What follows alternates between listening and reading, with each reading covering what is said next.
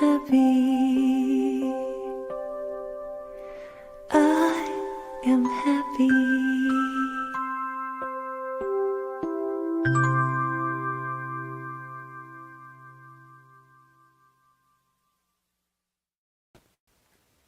Good morning, everybody. So good to have everybody here. I just realized we have the shades down from our movie still. We'll raise those up a little bit to bring a little sunlight in here on this beautiful morning. So good to have everybody in the room here. We have an excitement for our music today with our ukuleles, but before they start, we have an opening chant that the lyrics will be on the screen and you can sing along with it.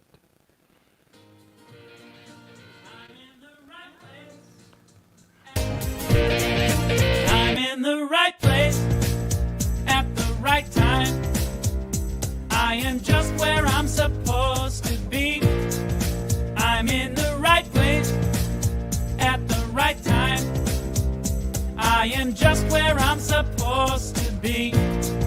I'm in the right place at the right time. I'm in the right place at the right time. I am just where I'm supposed to be. I'm in the right place at the right time. I am just where I'm supposed to be. I'm in the right place at the right time. I am just where I'm supposed to be. I'm in the right place at the right time. I am just where I'm supposed to be. Oh, my soul is welcome here. Oh, my soul is welcome here. I am getting the message loud and clear. My soul is welcome here. Oh, yeah. All right.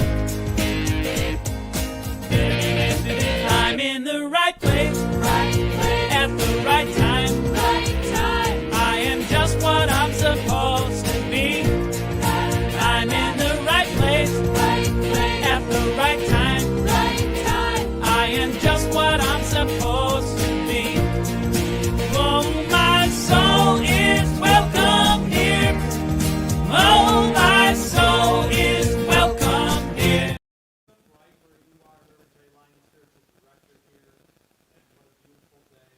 Is to have your microphone on. So for those online who didn't hear that, welcome. I'm Reverend Jay Lang, the spiritual director here. And so good, everybody. We have an exciting day today with our ukulele trio here. Let's give them a round of applause. And happy Father's Day to all you fathers, and I hope you've already wished your fathers a happy day, or you'll get a chance to call him this afternoon. I know just like Mother's Day, Father's Day sometimes has mixed blessings, and we always honor not only our fathers, our stepfathers, our adopted fathers, those who are father figures in our lives, as well as the divine masculine within us well. So I just want to start with our vision and mission statement. If you'll look on the screen and read with me, we are an inclusive community for spiritual growth and compassionate action. And our mission, we are co-creating a world that works for everyone by living intentionally, loving unconditionally, and seeing God in all people and all faiths. A glorious affirmation for us today as we know that this work we do is not only here on Sundays or even our Wednesday meditation, but out in the community. And one of our biggest outreach projects is Crush MS. Karen is right here. Do you want to say a few things, Karen, or just you have the clipboard? I just want to say thank you. We can't hear you. So what Karen was saying is she's happy for all the help we get volunteering for Crush MS. We usually provide over 30 volunteers that are part of this community, and now is the time that we're going to begin to volunteering for that. Many of you know already what you'd like to do, so you want to get your name in. But if you don't please ask Karen after the service where help is needed and what you can do to serve, because it's such an important cause. And Karen, we appreciate you and Kevin and Julie getting this kicked off and started now in the 10th year, is it? 11th year. And they're seeking to raise over these 11 years, reach over that $1 million they've raised for prevention and cure of MS. So let's give Karen and everybody a round of applause. Thank you also for anybody who brought in your green bags. That's another part of our outreach today. Non-perishable foods that are given to the food bank. If you brought in food, would you please raise your hand and let's acknowledge you. Thank you for doing so. I know there's a lot more people that have brought in food than hands today, because if somebody can't make it on a Sunday, they bring it in during the week or the previous week, and I know there's at least 15 bags that have been brought in. So thank you. Let's give all you a round of applause as well. On this coming Wednesday is our summer solstice ritual that we do. We do these earth-based celebrations 4 times a year. Obviously, all the solstices and equinox. Summer solstice is a unique one because it's usually our equinoxes and our winter solstice is about letting go and preparing for something coming through you as you let go. But the summer solstice is about the rising of the sun and the fullness of the sun. So we're actually going to be looking at things that we can bring into our lives that we want to expand, that we want to increase in our lives. So that'll be we'll be doing it out in the courtyard. We'll have a covered fire that night so we can celebrate the warmth of the summer in that way. And then next Sunday, Nariana and Janet, you know them as musicians, but they're starting on a new adventure. They're doing the message and their music integrated in it. So they wanted to give you a little video to talk about it. Hey everybody, Narian and Janet here, and we're going to be with you next Sunday, and we're going to be presenting our whole new thing we're doing. I'm so glad to share it with you. It's called Keynote Concerts. And Thriving in Uncertainty is our topic, and it's 3 stories, 3 songs, and there's also sing-alongs throughout, and we're going to have a great time. So we'll see you there. We'll see. So guaranteed it will be fun. You don't know what they're going to say or do, but it'll be fun. So I hope you're able to make it next week and be a part of that. One thing I forgot to mention that is coming on this week too is on Thursday, June 19th, is the Juneteenth celebration. That's the official Napa celebration. It's going to be at Veterans Park. And Pro Inclusion Napa will be there doing kindness posters with children and I guess adults too, but primarily children. And they do need a few volunteers to help with that. So if you're able to come either from 3:30 to 5:30 or 5:30 to 7:30 to help with those, could you just check in at the welcome table? I'm not sure if there's an official sign-up sheet, but just we'll create a piece of paper for that because they do need a couple more people to do that. So Veterans Park, that's Thursday the 19th. And what's great is with those shifts, you can also go around and see the other events going on to celebrate Juneteenth. There are several things that are that day that are there. And then on the 28th, we're having our first healing circle. And we just saw the movie on Friday night about Joe Dispenza's work called The Source That's Within. And it's remarkable the scientific evidence of the effects of the kinds of meditations he's doing. So there's healing circles for any kind of thing you want to shift in your life of heart, soul, body, mind. And we'll start with this meditation, a Joe Dispenza meditation, and then we'll move into this discussion and some modalities and talk about ways of healing in that way. And then we do have a weekly meditation. It's on Wednesdays at 6. And finally, something fun. This is part of the advisory committee that works with this, the event advisory team. They've wanted to do a potluck, and we just couldn't find the right time that was available to do that. So we finally found July 6th, right after the service. Now, if you look at the announcement sheet you have, instead of having people sign up for dishes, we have you assigned by the first letter of your last name. I have that here, I think. So A, if your last name begins with A through G, you'll bring fruits and salads. H through S, entrees. T through Z, desserts. So I think that'll be a fun way to do it. Then you can just show up with your food. Now, if you're like me, there's kind of in between categories. Don't be too caught up in it. You know, I do a sweet potato salad that really is an entree, but really is salad. You know, so you know, bring what brings you joy, and fill out a card what ingredients are in there as well, so people who have food sensitivities can be aware of what's in there. So please know that we are founded in prayer. After the service, we have our prayer practitioners who would be glad to pray with you if there's anything you have in your heart for you or someone else.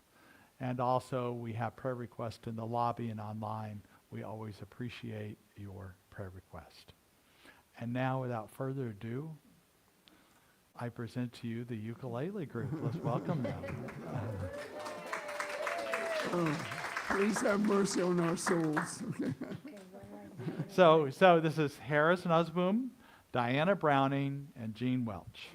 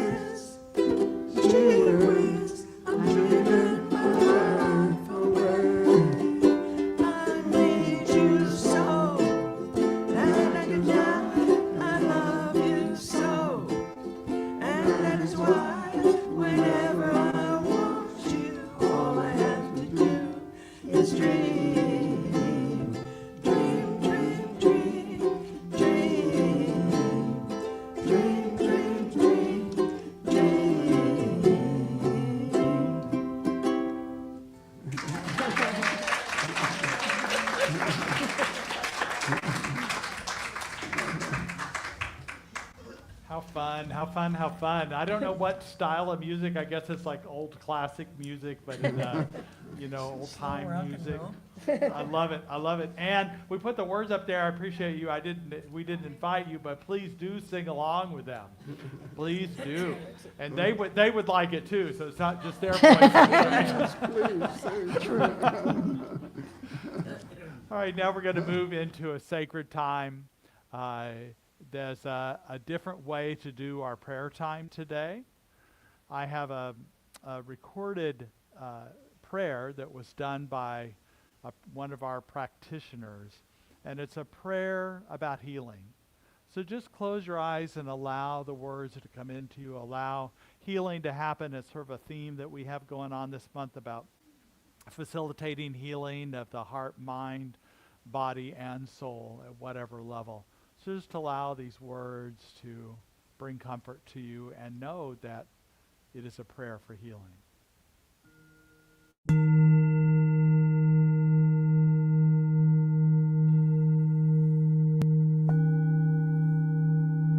Infinite Spirit, Grand Architect, and loving, compassionate Maker of us all, I give thanks this day knowing that this is a wonderful, glorious day. And I'm knowing that my body temple is the temple of the living, loving God. Every atom and cell is filled with the healing power and the loving presence of God. I know that my body temple is God's. It is sacred. It is divinely blessed.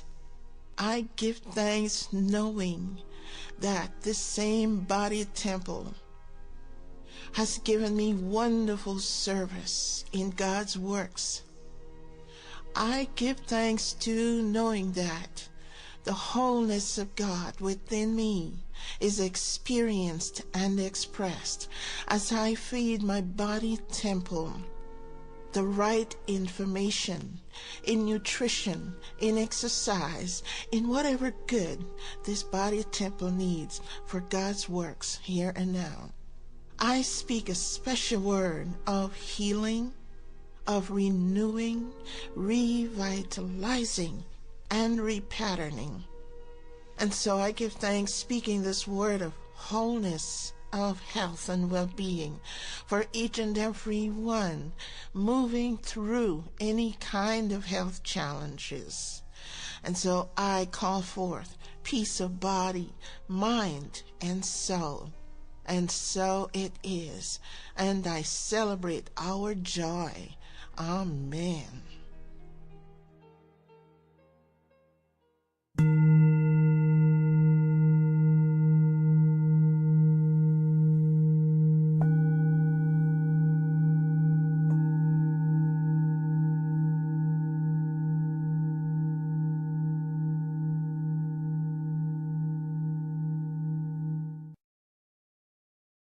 And all levels. That it's just our openness that helps us bring that healing energy that is sourced in the divine through us, as us. And when we know this place of oneness, we can also know it for other people as well. So it is. And now, more ukuleles.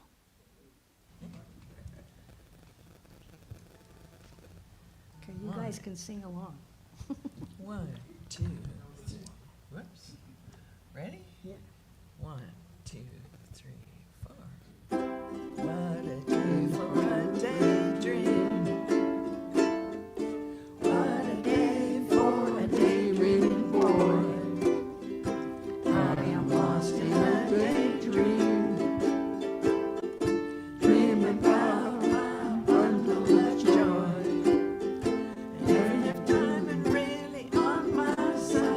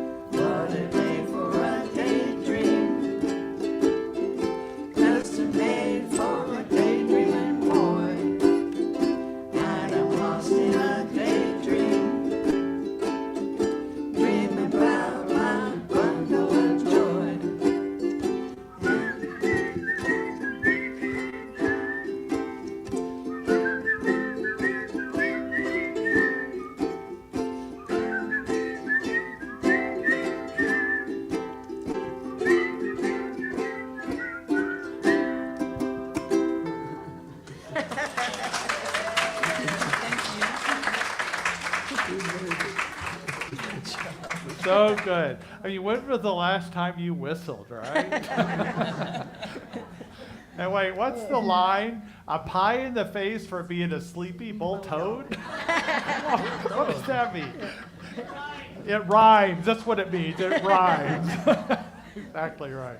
Thank you so much. How fun. We'll have one more song for you later on. But right now, I just want to once again wish fathers a happy Father's Day. And kind of thinking back about, fathers and what they're known for, not sometimes being a provider, sometimes not, sometimes being giving good advice, sometimes not. But above all, what's consistent about dad is their really bad humor. Right? And, when you think about it, laughter, why would we hold back? Maybe it's really stupid, dumb, silly joke, and you think it doesn't deserve a laughter. But yet laughter is actually a remedy for a variety of things that might limit us. According to Mayo Clinic, a good laugh enhances your intake of oxygen-rich air, which stimulates your heart, lungs, muscles, and increases the endorphins that are released by your brain, which also cools down your stress response and lowers your blood pressure. It can improve your immune system and relieve pain. So why would we hesitate to laugh, right?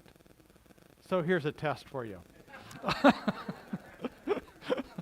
So why is it hot in hell? And we'll include a personal hell on earth here. So why is it hot in our personal hell on earth? Because it's not prayer conditioned.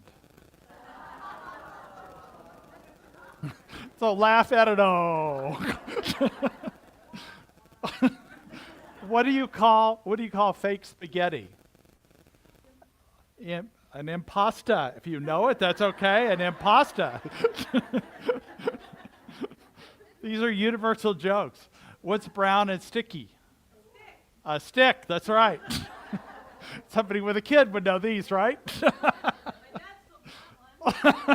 There you go. Why did the bicycle fall over? Because it was too tired. Why did the fish blush? Because it saw the ocean's bottom. I'm afraid for the calendar, its days are numbered. Michelle and I decided to do lunges to stay in shape. That would be a big step forward. Why do fathers take an extra pair of socks when they go golfing? In case they get a hole-in-one. And what do you call a fish wearing a bow tie? Sophisticated. And this is actually about Mary. Mary, I don't know. I tell her to stay out of the shed. It's a dangerous place. But I was over there back by the shed, and suddenly she pops out of the shed. Guess what she said? Supplies!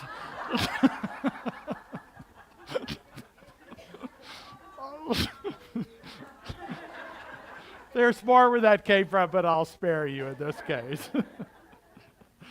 So this week's topic is laughing, loving, and forgiving easily. As I mentioned, research not only at the Mayo Clinic, but other places have really shown that it helps our health, our well-being, just our outlook on life, just to put a smile on our face and laugh, but also to love easily and forgive easily.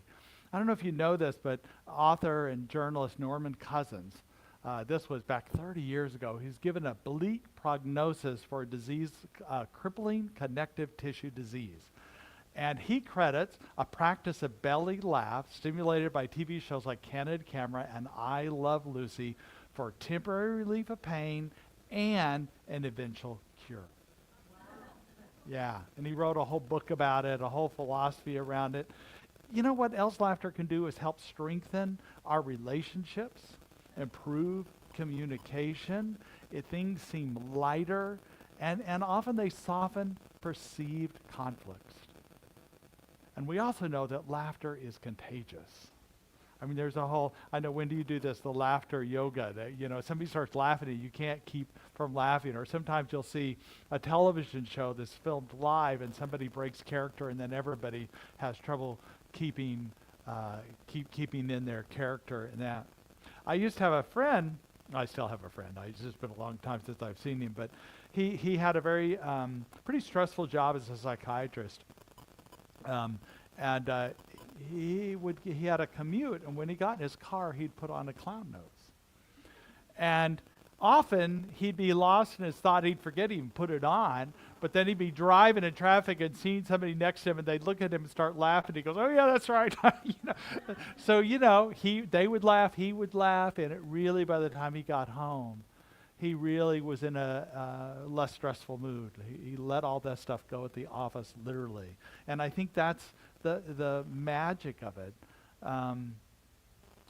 Now, obviously, laughter at another's expense doesn't apply to this. But why would we want to hold back laughter? Why would we want to hold back anything? Love and forgiveness. I know that I'm a fan of some YouTube videos that, like Saturday Night Live or something like that. They're just quick little things that you can watch, silly things. And what I find is if I'm not in a laughing mood, I mean, there's times that we are in a more sincere, we don't have to be serious, but sincere place. But what I also know that if I get overly serious, it's almost like suppressing sadness or anger in our lives, that it suppresses our whole sense of things, our whole sense of life. And we're less open to the joy and the happiness as well.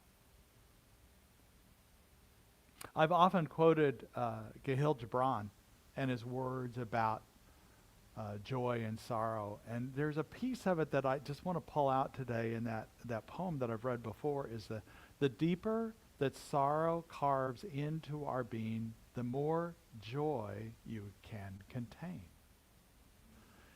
It is not the ceramic cup that holds your wine, the very cup that has been burned in the potter's oven. It is not the lute that soothes your spirit, the very wood that was hollowed out with knives and chisels. So this idea about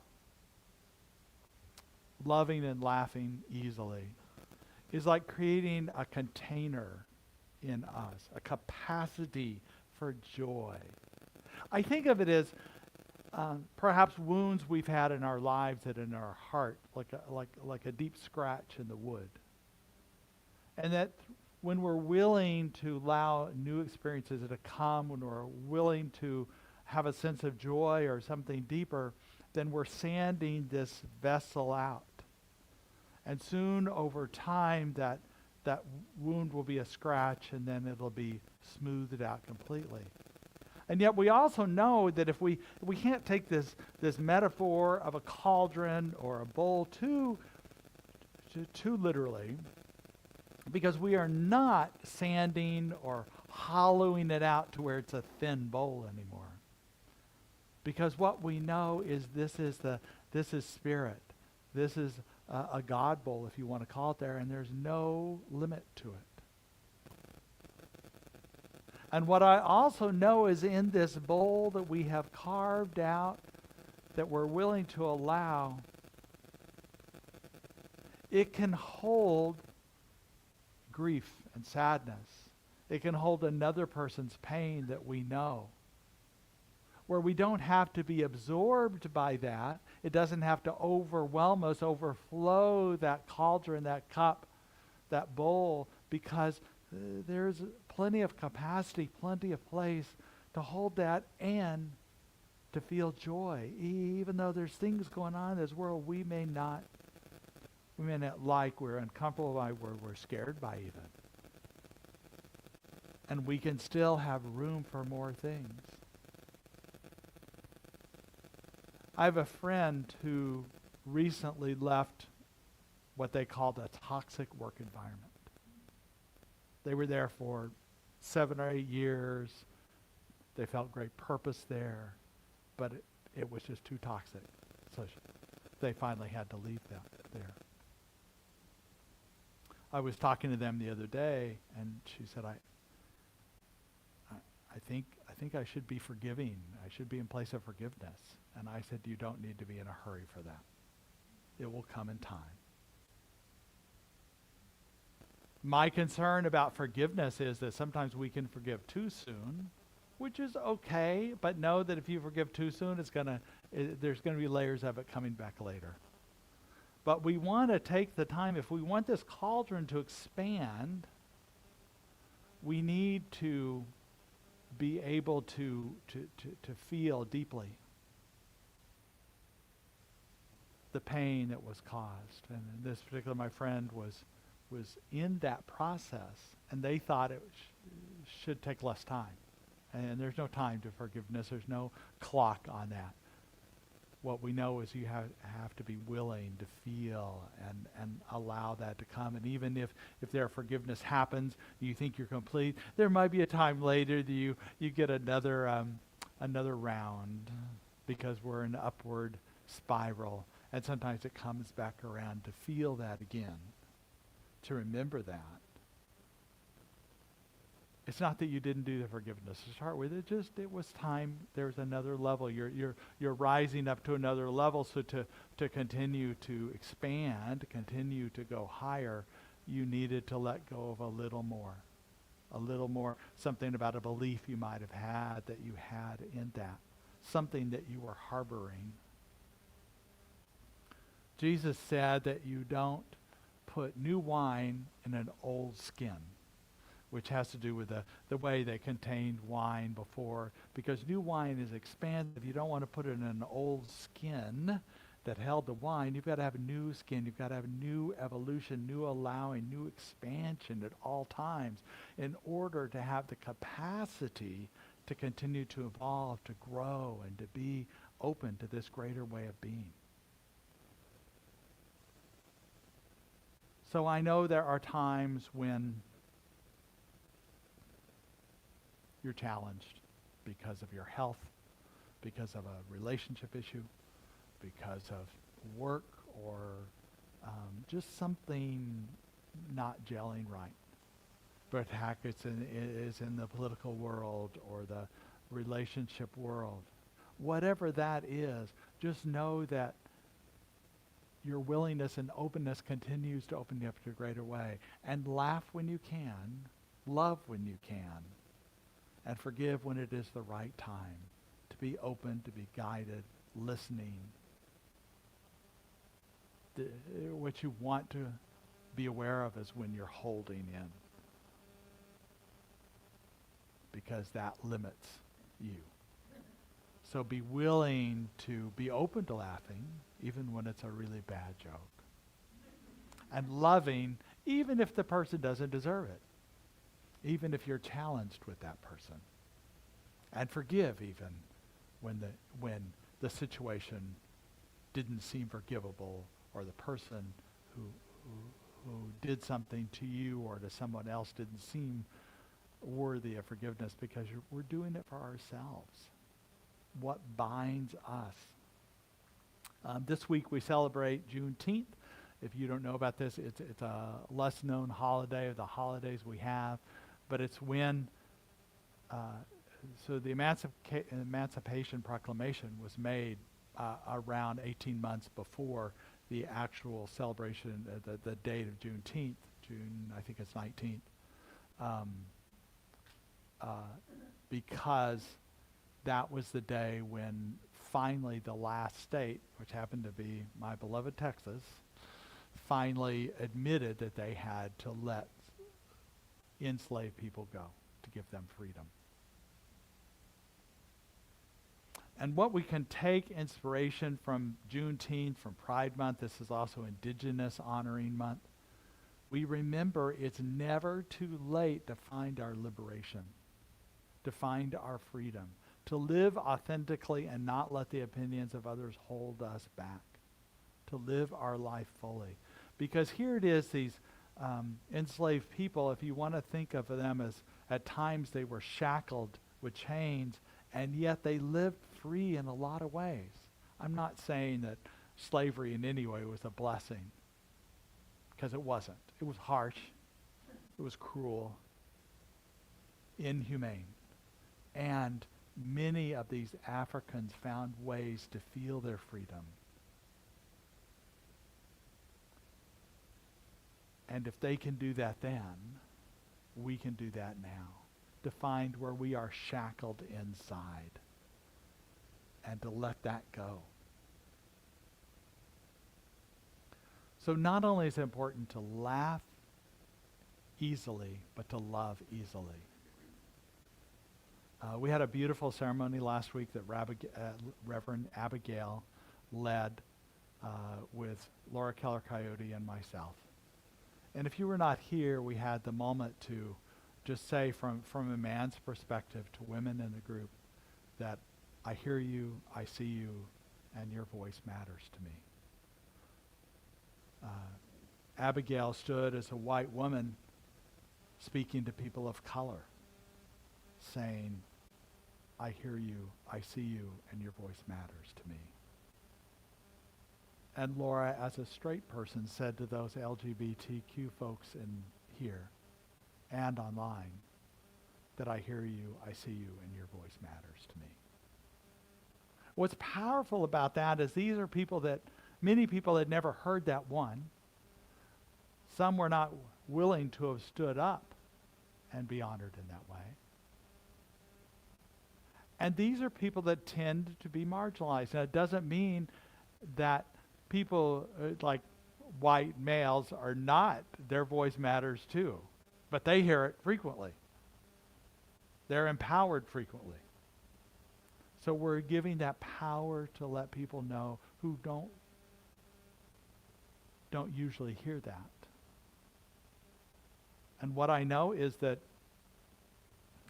every voice matters. Yesterday, I was downtown, and in honor of Pride Month, I was carrying that large pride flag out there. I was just carrying it down the street.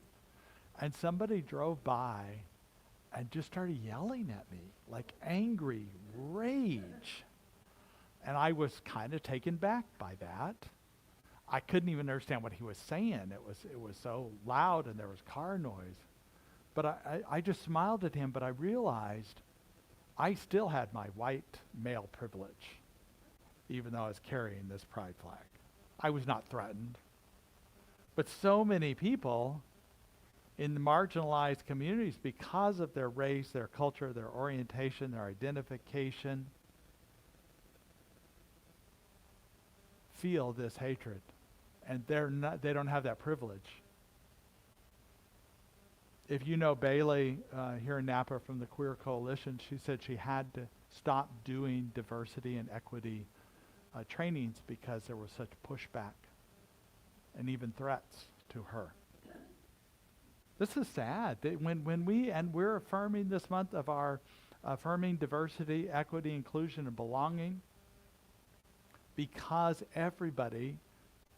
we want everybody to be included. This is the big cauldron, not only within ourselves, but the cauldron we hold in this community and in other communities also. We're not the only ones that we are including everyone. This is a place for this. And DEI has become sort of a political scapegoat. Now, I know there is a probably political reason to discuss things like affirmative action and college admissions, promotions and different things if it's because of a certain race, culture, or something like that. But that's not what we're talking about. We're talking about basic kindness and respect and allowing people to be who they are, who they identify with. And we know that diversity makes us stronger, wiser. It gives us a richer, a fuller life. But my point about that situation about being yelled at, I can still love him. I don't know him. I will never, I couldn't pick him out of a crowd. If he came here on a Sunday, I wouldn't recognize him. Because it was just, I was kind of thrown back by it.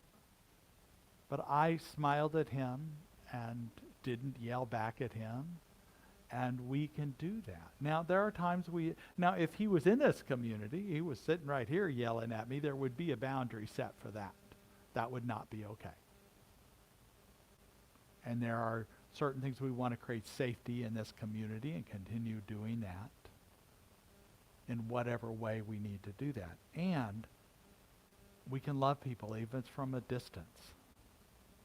I would like to set, as speaking of boundaries, in terms of the way we love, that a boundary or a guideline that we have in this community is to be kind.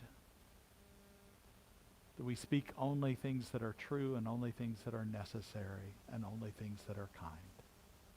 Kind, true, and necessary. And if you hear somebody being any one of those, it may be true and necessary, but it's not kind, or then I invite you to have a private conversation with them, not a public confrontation, but just say, hey, remember we have a commitment here to be true, kind, and necessary in our communication. That means if it's gossip, that means if it's, it's like, can you believe that they did this, kind of thing, Let's hold that as a community, and what that does is that creates a space for everyone to be here, to be in this way. I've been reading a book by Richard Rohr. If you know him, he's a Benedictine monk, I guess. He's a spiritual leader of the Center of Contemplation. But he wrote a book called The Tears of Things, Prophetic Wisdom for an Age of Outrage. And it's a brand new book, just came out. And it was interesting what he talks about prophets as being people throughout history that have been truth tellers, not fortune tellers like you think maybe a prophet might be. But they tell the truth. They pull back the veil of separateness, superiority, that anybody could be a winner or loser, that there's rewards and punishments, that we are all equal. And that we need to do away with, I'm not saying that it's equal now, but that's what prophets are doing. They see the reality and the fullness of life, and they call out when people are living out of dualism. Now, what we know is that there are centuries of self-serving people seeking power. And the prophets continue to call them out. So Jesus was a prophet. There in the Old Testament, there were over 30 prophets. 7 of them were women. And they were always calling people back from their own devices, their own frailty, their own wanting to be narcissistic and self-serving. And what's interesting, Richard Rohr says the only thing more dangerous than an individual narcissist is a group narcissism, which can be a faith tradition as well, or an individual church. So he defines waking up as overcoming our separateness and any need to protect it. And during Jesus' time, there was a gap between rich and poor, between the healthy and unhealthy, greater than there is now. And some of the Jewish leaders, the only thing ever in the Bible said that Jesus became angry about is that the Jewish leaders who were put in place by the Roman Empire to keep control of the Jews, not to make any changes, to limit them, to squelch any problems. And they were hypocrites. And he called them out for that. And that's what prophets do. He also said, Jesus said something interesting. He said, you can always tell a true prophet or leader by their fruits. And he said that the word evil that we have translated his words in Old Testaments in is really a word for unripe. And I like the unripe part because it suggests, and Jesus believed, that everybody has the potential of the divine being, of being godly, of doing the right thing in a greater sense of rightness, kindness, compassion, empathy, creating a world that works for all people. But some people just aren't there yet. They're unripe. And so if we know that divine essence of people, that helps me at least remember the oneness of all life, that you are a part of me I just don't know yet. I had a friend who was who does peace work.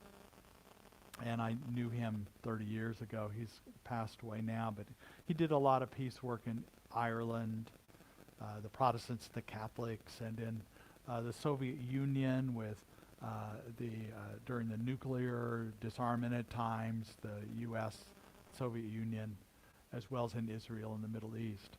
But he was in the country of Russia one time, and he came around the corner. I mean, he's a big guy, not quite as tall as I am, but about twice as stout. And he was walking by a train. He came around the corner of the train, and a Russian man came who was just equally as stout as he was. And they just they cut the corner and they just ran into each other. You know, the two big guys, right? And the Russian looks at him and goes, "I know you. You're just like me." Now, he had never met him before. But as we run into people in our lives, let's remember they are just like us. We know them. Without knowing them, we know them. I knew the guy in the truck. I did know him. I know he's divine. I know he has concerns about life. I would have liked to have had a real conversation with him. There was no having a conversation in that moment.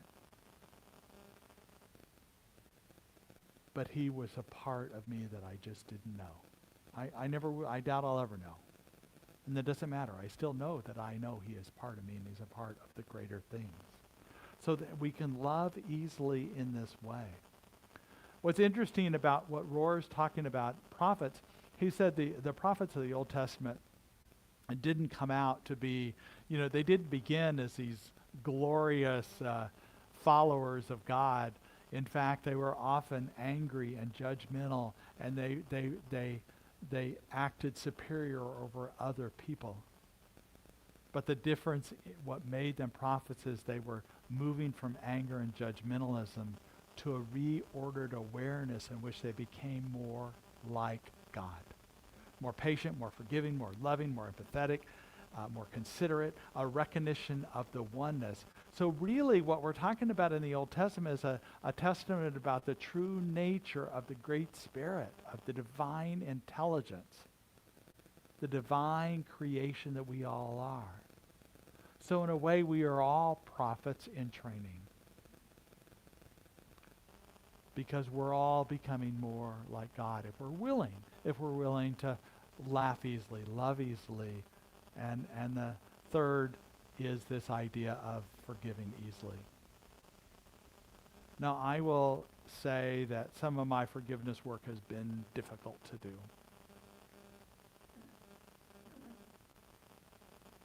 I have held tight sometimes to that which has been a wound.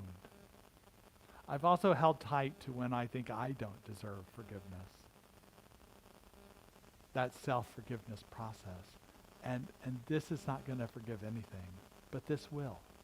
Let God show me a way. I don't know how to do this. Show me a way. I know that forgiveness itself is allowing, because really we do the freedom for ourselves. We forgive for our freedom. We forgive for this life that can be kind of stuck in the mud if we're not willing to love easily and forgive easily. And we can open up the way of doing this. And what I love about this idea, about this cauldron, this big bowl that is really, I can't do that by myself, I know that. It's spirit that helps me expand this bowl where I can contain all things. But I have to be willing to create that opening, that space, that container. Now, there's no need to forgive quickly. It's just a need to be willing to. I often think, now, like right here, we're in a sanctuary, right? A sanctuary where people are safe, a sanctuary where all are welcome. But we can also create that kind of sanctuary within ourselves, an asylum, a place where there's love, an infinite amount of love, an infinite amount of joy, that we can find our own safety and security in, but also as we go out into the world, we're creating space for other people to join us in this place, where they are safe, where they are loved, without condition. I know that's difficult some days. And the more we can create that space, we're creating a healing space for people, a healing space for us all. That we can turn to wonder that they are a part of us we do not know yet. That they might be a little bit unripe. But we continue to open ourselves to laugh easily, love easily, and forgive easily, because that brings us into a place of ease and grace, a place of openness, a place where all people can belong, within our own sanctuary and within the greater sanctuary. And we know that is dependent on us willing to allow Spirit to help us expand that sanctuary. Let's go to prayer. I know in this moment we are all connected, we are all loved, we are all present in all that we are. We are all Spirit. Every aspect of us is this truth of who we are. Divine beings, divine presence, divine creativity. I know Spirit leads us to the right and perfect time to forgive, to open, to be. And I know each in our own way, the Spirit in us is the willingness to listen, to love, to laugh, and to forgive. And I know this to be the truth, as we allow it to be. And so it is. And now, another song. A little Jamaican. Okay, 1, 2, 3. Let's start over. I messed up. Okay. 1, 2, 3. Down the way where the nights are gay and the sun shines daily on the mountain top, I took a ship on a sailing ship, and when I reached Jamaica, I made a stop. But I'm sad to say I'm on my way. Won't be back for many a day. My heart is down, my head is turning around. I had to leave a little girl in Kingston town. Sounds of laughter everywhere, and the dancing girls sway to and fro. I must declare my heart is there, though I've been to Maine, to Mexico. But I'm sad to say, on my way, won't be back for many a day. My heart is down, my head is turning around. I had to leave a little girl in Kingston town. Down at the market, you can hear ladies crying while their heads they bare. Ackee rice, saltfish are nice, and the rum is fine any time of year. But I'm sad to say, on my way, won't be back for many a day. My heart is down, my head is turning around. I had to leave a little girl in Kingston town.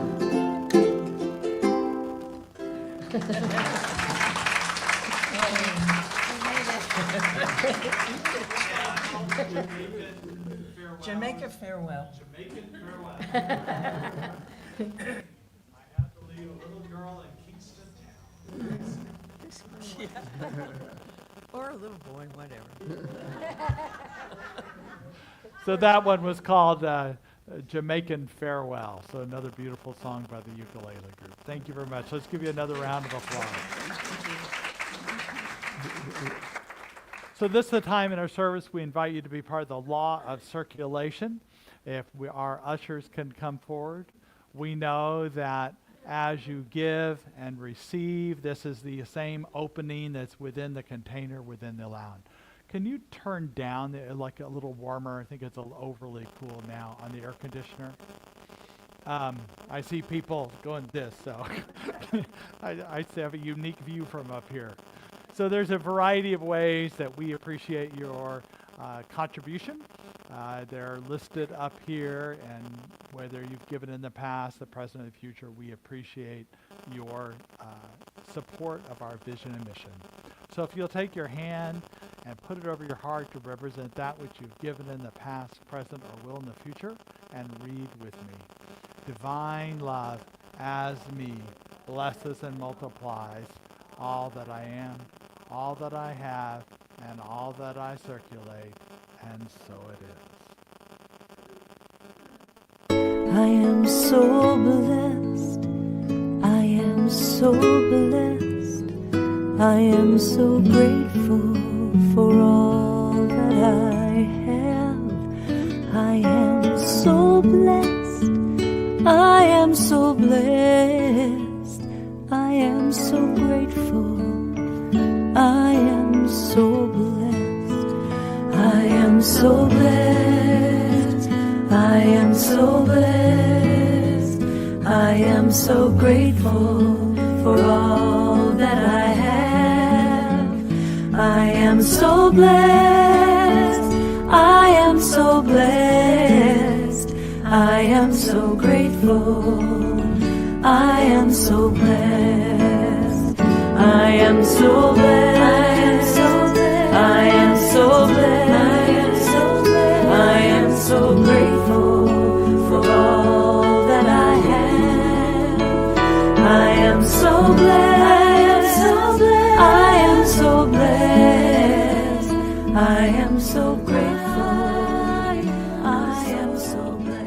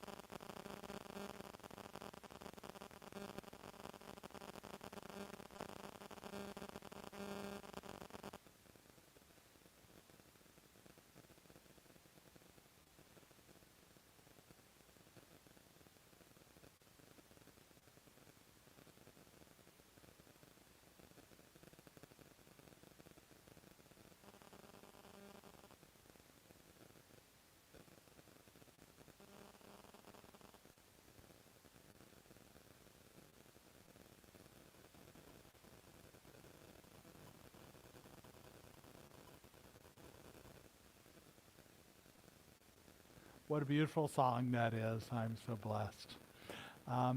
We'd like to welcome anybody who might be here for the first time. If you're willing to raise your hand, we have a special greeting for you. Anybody here for the first time? No? So we give a blessing to ourselves. We raise our hands, and those online, and we say, we bless you today, knowing that the peace and happiness you seek is also seeking you. We honor your inner radiance as you let your light shine in the world.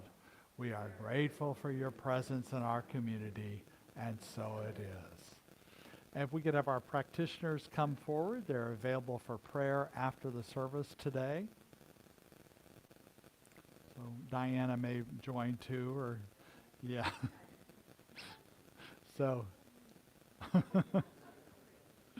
so grateful to have. So if you would like prayer after the service, just stay in your seat, and then we'll have refreshments and snacks outside in the courtyard for our community. So that'll be great. Let's all stand for the congregational affirmation.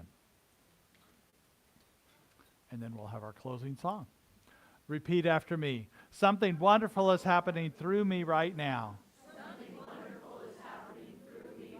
I'm led by Spirit. I'm guided by wisdom. I am protected by love. I am here to be a blessing. I am so grateful. And so it is.